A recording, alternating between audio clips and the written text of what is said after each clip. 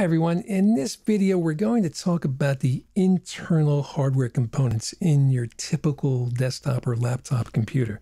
There's a lot of stuff going on in there, and we're just going to take a look, see what's going on. Okay, to illustrate this, let's pretend that we're going to buy a laptop. And if we were doing that, we have to choose which brand. And there's a bunch of brands out there. Some of you have these various computers.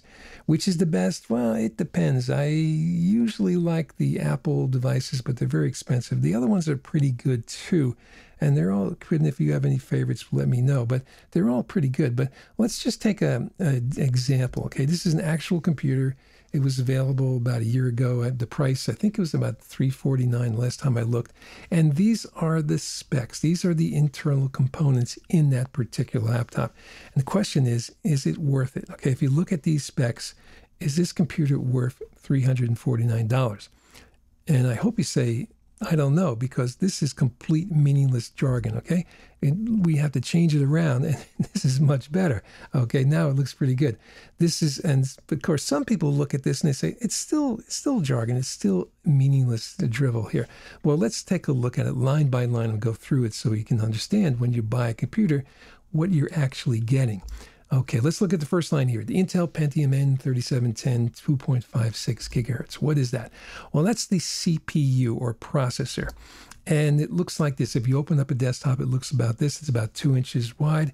And these things, that's where all the action takes place. And these things get very hot. They usually have a metal cover on them, and they get so hot you could fry an egg on them. They're really, really hot. And it's basically the brain of the computer, sometimes called the CPU or the processor. A typical example is the Intel Core i3 or AMD Athlon. And basically what it does is it moves data into or out of memory, and it does calculations. And we measure how fast the processor is using this yardstick called the clock speed. And the measurements are usually in terms of like things like, well, typical examples would be 1.2 gigahertz to 3.2 gigahertz. And you say, well, what's a gigahertz? Well, a hertz, HZ, a hertz is basically just one operation per second. And I think we have such big numbers in computers, one operation per second doesn't really cut it. So we have to look at thousands or millions or billions. And if we say thousands, that's a kilo, of course, like kilometer. And so we have things like 700 kilobits per second. And in millions, we have mega. Okay, that's easy to remember, millions mega.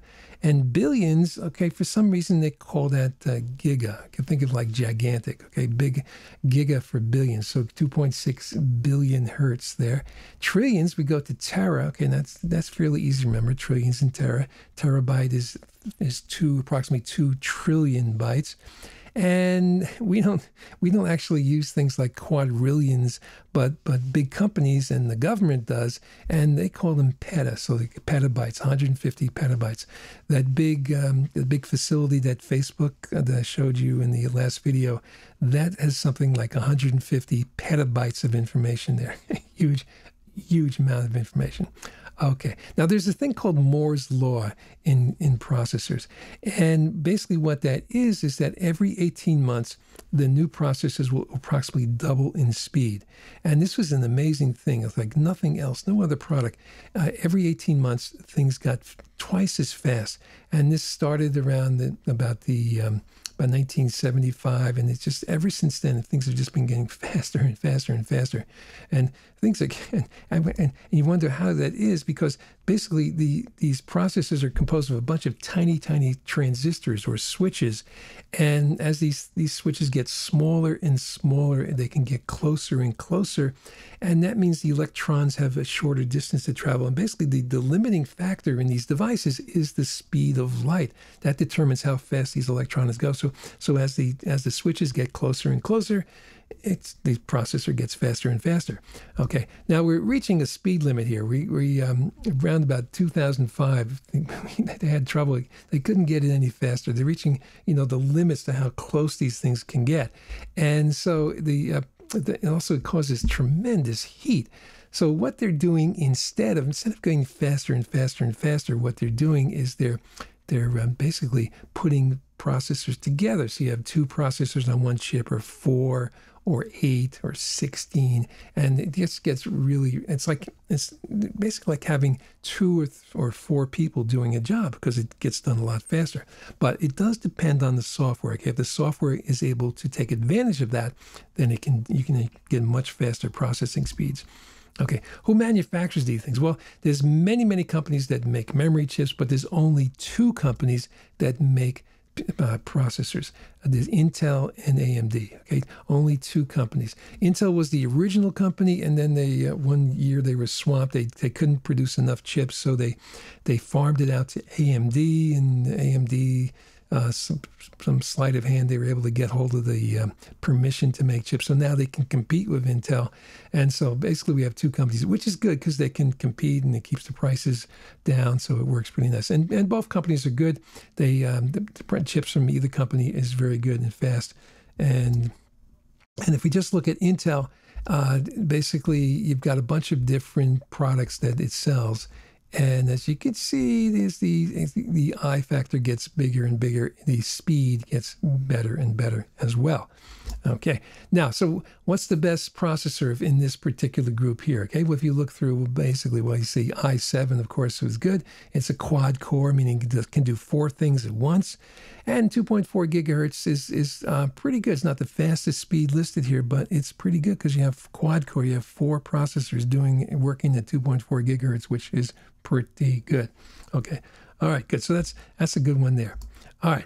Let's look at the next line here. This is the 4 GB DDR3L RAM. Okay, what is that? Okay, well, RAM is basically, it's not a Dodge truck. It's a random access memory. Now, I call it main memory because all memory is random access nowadays. In the old days, it was sequential access, but not anymore. It's all random access. So I'd like to use actual words, main memory instead of these acronyms that the engineers love. But however you want to call it, that's fine. What does it look like? If you open up a desktop, it looks like this. There's a bunch of little modules here, about 4 inches long, and you can take them out or put them in and just increase your memory. And you can basically, the key thing about it is it's temporary. Okay, it stores the data just for a temporary amount of time. It's very fast and it's expensive, but it just stores things for a short amount of time. Size ranges from 256 megabytes up to 16 gigabytes in a computer nowadays. And the key factor is it's volatile. Okay, it loses data in a power failure. So you have to be careful with it. Okay, it's fast but volatile. And there's a lot of acronyms in the computer industry, especially involving memory. We have RAM, I talked about. Okay, there's ROM, which is read-only memory. Okay, that's basically the memory that helps the computer boot up. Every time you boot up the computer, it checks the ROM and sees what it should do. Because computers are pretty dumb. They when you turn them on, they go, what should I do? What should I do?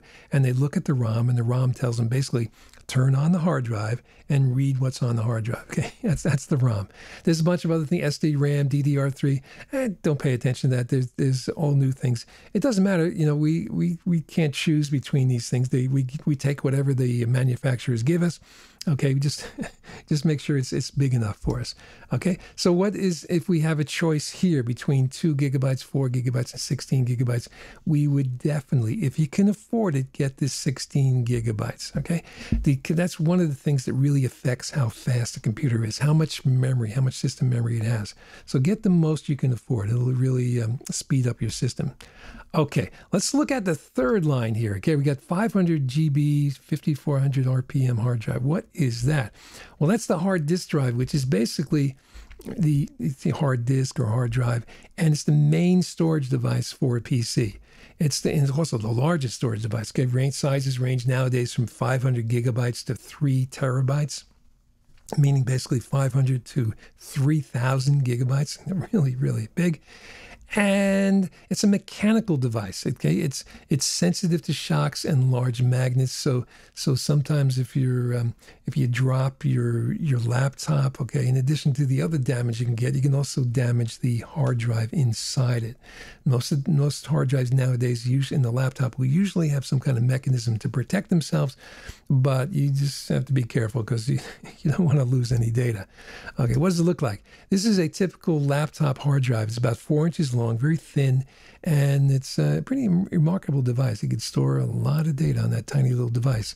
It's a magnetic storage. It's basically a mechanical device using magnetism. And the key feature about it, the thing that we love about it, is that it's non-volatile. It retains the data for a long time.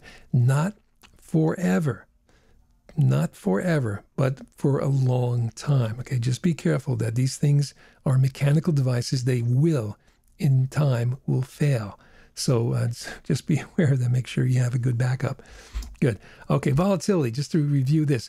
Volatile storage is something that's temporary, okay? It's going to fly away. And main memory RAM is volatile storage. We also have non-volatile storage, which is data that's going to stay around, okay? Not forever, but for a long, long time. And the advantage is it's usually a lot slower, but it's larger. Okay, what does it look like? If you had a large hard drive, it looks something like this. You've got a bunch of platters, okay, something like a wedding cake. And in between the platters, you've got these read-write heads that go around. These platters will spinning around at a really fast rate. And the read-write heads will move in and out, and they would read or write information onto the surfaces of these the magnetic surfaces of these platters. And it's a pretty complicated system here, but they've gotten real cheap. In fact, look at this. This in the old days, I remember this. This is a 10 megabyte. 10 megabytes is nothing, okay?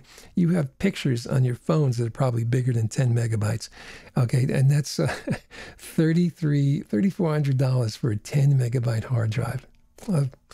Amazing, amazing. Nowadays, you can buy for $100, you can buy a hard drive that's maybe 1 million times bigger than that. Incredible. Okay, how big is your hard drive? Well, you can just open up the program called File Explorer, and you can check, and it'll tell you how big it is. And it's a good exercise to do on your own computer. Okay, other types of drives. Well, we've got optical drives, but we don't see these too much anymore. Okay, these use lasers, and they're pretty much obsolete. Okay, if any new computer you buy nowadays will not have an optical drive on them. We used to use these discs, the optical discs, for software, for movies. But where do we get movies and software now? We download them. It's much more convenient. So we don't use these discs anymore, and it just takes up space. It's a good thing to have a drive around, but just so you can plug it into your computer if you need to. But most times you don't need them anymore. And then there's something new, which is solid state drives. These use flash memory chips. They're small but fast, and they have long-term storage. But they're expensive, but they are dropping down in price. And if you can afford them, they're really, really good. So we also have these USB flash memory drives. Okay, these little things I've mentioned before. They're good. They're small. The computer thinks of them as being like a hard drive. It's a non-volatile. It keeps the data for a long time. And it's cheap. $10 is good. Whatever you can get for $10 is a good price. I would get 2 of them because they are fragile. If you put one into your computer and you accidentally kick it with your foot, you might break it. So get 2 of them. It's good and they're cheap and they work really nice. Now, how do you compare the size of all these different devices here? Well, this is what it looks like here. The Blu-ray is the latest optical drive. You might have seen these on one of the game machines if you have at home. But again, they're kind of obsolete. But if you compare this to the hard drive here, once we factor in the hard drive, look at that, so much bigger than all the other devices, which means when you want to back up a hard disk, okay, what do you need to do? You have to back it up on another hard disk. That's the only thing that's big enough to do that. Okay. All right, good. So if you have a choice here, the best hard drive, okay, the best hard drive for a new computer, what would you get? Well, if you had the money, I would go for the last choice here, the 1 terabyte SSD. It's fast, it's big, and it is expensive, but it's fast. It's really fast. If you can, get an SSD drive instead of the hard drive. It works the same, but it's so much faster. You will love it. Okay, just to review the internal components of a computer. Basically, we've got the hard drive. Okay, sorry, we've got the CPU, the brain, okay, which is measured by gigahertz. Gigahertz is 1 billion operations per second. RAM, or main memory, is a temporary storage. It's very fast, and it's measured by gigabytes. Of course, it's volatile. Okay, it loses its data if you lose power. And then the hard disk, which is long-term storage, and that's measured by terabytes. Terabyte basically meaning 1,000 gigabytes. Large but slow, and they're gradually being replaced by the fast SSDs, solid-state drives. Okay, good. So that's for the internal components. Our next video will look at the external components.